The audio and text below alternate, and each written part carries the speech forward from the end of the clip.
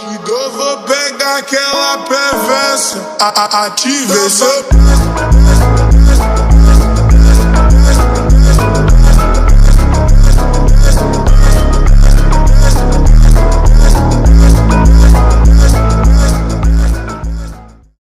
Here's a tutorial for the shake. So what you need to do first is to create a clip, and after you make one, cut it in the right beat of your music, then after you create the clips. Next step is go to Effects and search or find Shake. Effect and click that. Then after you click, Shake copy my settings.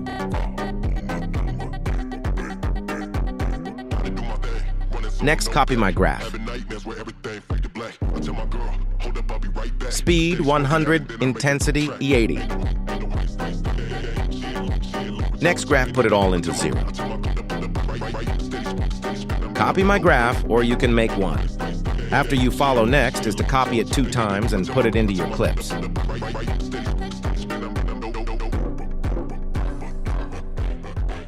And you're done! Please subscribe for more tutorial, or you can like my vids for more videos like this.